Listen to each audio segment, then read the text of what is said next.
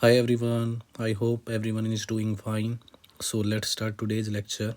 So from the previous video, एक question आपके दिमाग में आना चाहिए था कि why we needed DBMS.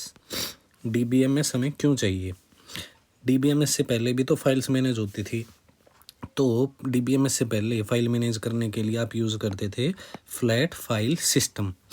Flat file system के अंदर क्या है कि user used to manage database file itself with the help of operating system की हेल्प से आप कंप्यूटर के अंदर फाइल्स को मैनेज करते थे। अब आपके दिमाग में और क्वेश्चन आना चाहिए कि सर कंप्यूटर से पहले भी तो फाइल्स मैनेज होती थी, उसके अंदर क्या करते थे हम? फिजिकल फाइल्स होती थी जो आप सब ने देख रखी होंगी ऑफिस वगैरह के अंदर रखी हुई। अब जब से सारी चीज़ें कंप्यूटर के ऊपर होने लगी हैं तो आपने फिजिकल फाइल की जगह हमने कंप्यूटर के अंदर फाइल्स बनाना स्टार्ट कर दिया। और शुरू में user used to manage database file with the help of operating system. अब एग्जांपल देखो, एक यहाँ फाइल्स हैं, फाइल 1, फाइल 2, फाइल 3, और यूजर इसको मैनेज करता था with the help of operating system.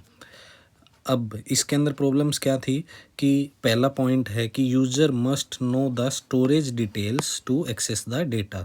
अब एक फ़ाइल कहाँ स्टोर्ड है वो यूज़र को पता होना चाहिए, तभी वो उस फाइल को एक्सेस कर सकता था।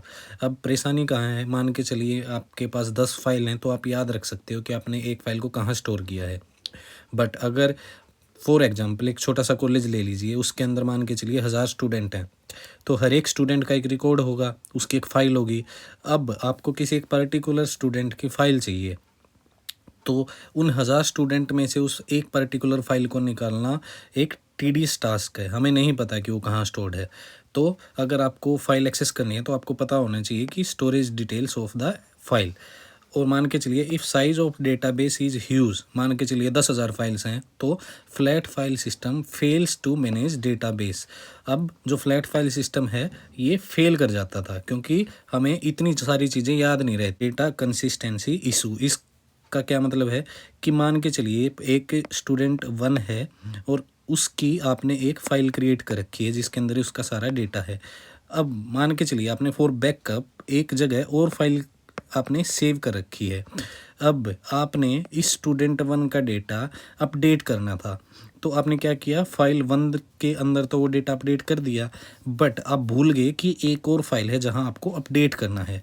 अब इसकी वजह से क्या हुआ कि फाइल 1 के अंदर तो स्टूडेंट की कुछ डिटेल्स हैं और फाइल 2 के अंदर अब डिटेल्स वेरी करेंगी कि फाइल्स 1 के अंदर उसकी डिटेल्स मान के चलिए ABC इस तरीके से हैं और इसके अंदर पहले से थी XYZ। ओके, क्लियर है? Next point is data access modification takes a lot of time. अब सेम पॉइंट है कि अगर ज़्यादा फाइल्स हैं तो आपको एक्सेस करने में भी टाइम लगेगा, और अगर कुछ चेंज करना है तो उसके लिए भी आपको ज़्यादा टाइम लगेगा। सेम एग्जांपल है कि आपने एक जगह चेंज कर दिया और दूसरी जगह आप चेंज करना भूल गए, तो इससे डेटा कंसिस्टेंटी इशू भी हो सकते हैं। Second one is concurrency.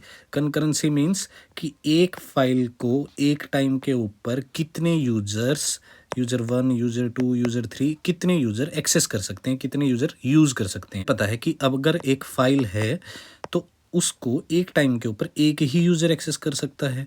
ऐसा क्यों? आप मान के चलिए आपके पास एक रजिस्टर है, आपके पास एक कॉपी है, तो एक टाइम पे आप ही उसको पढ़ सकते हो, कोई दूसरा पर्सन उसको नहीं पढ़ सकता। अगर दूसरे पर्सन को पढ़ना है तो वो क्या करेगा, पहले आपसे उस कॉपी को लेगा और उसके बाद उसको वो रीड आउट करेगा। तो सेम इशू है फाइल सिस्टम के साथ।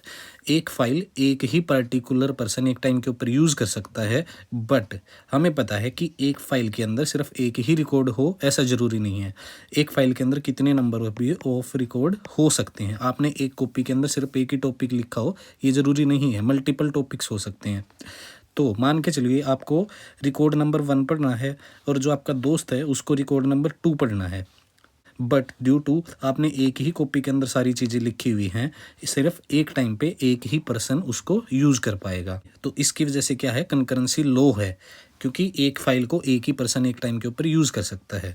अब इन सारी चीज़ों को दूर किया आपके डेटाबेस मैनेजमेंट सॉफ्टवेयर ने। अब इसने पहली चीज़ क्या की कि कंकरेंसी को इंक्रीज़ कर दिया।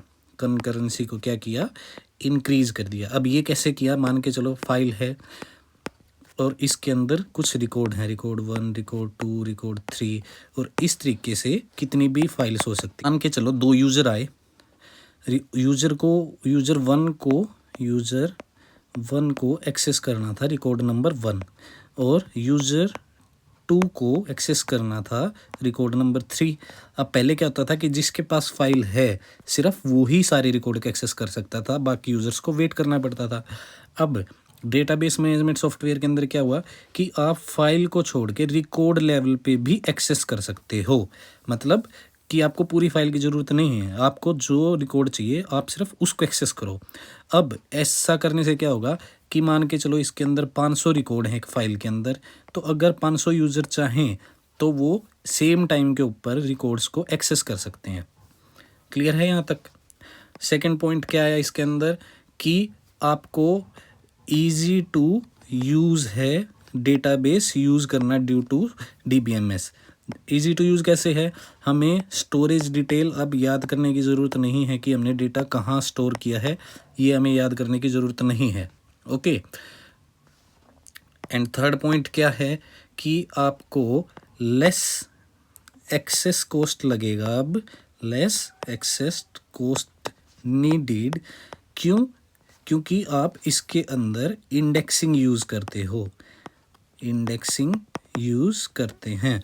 अब इंडेक्सिंग का मतलब क्या है, मान के चलिए आपकी एक कॉपी है जिसके अंदर आपने कुछ लिख रखा है, कुछ डेटा है, मान के चलो डेटाबेस फाइल की ही आपने कॉपी बनाई है, इसके अंदर आपने लिखा, तो हम क्या करेंगे फर्स्ट पेज के ऊपर इंडेक्सिंग बना देंगे कि फर्स्ट पेज के ऊपर क्या है, सेकंड पेज के ऊपर क्या है, थर्ड पेज के ऊपर क्या है। इससे आपका टाइम सेव होगा। कैसे? मान के चलिए आपको एक पर्टिकुलर टॉपिक पढ़ना है, तो आप क्या करोगे, पूरी कॉपी को ना देख के आप सिर्फ इंडेक्स के ऊपर जाओगे और उस टॉपिक को फाइंड आउट करोगे और कोरस्पोंडिंगली आपको पेज नंबर मिलेगा, तो आप डायरेक्टली उस पेज के ऊपर चले जाओगे, ना कि आपको पूरी कॉपी गो थ्रू करनी पड़ेगी। ओके, आई होप यहाँ तक सबको क्लियर है।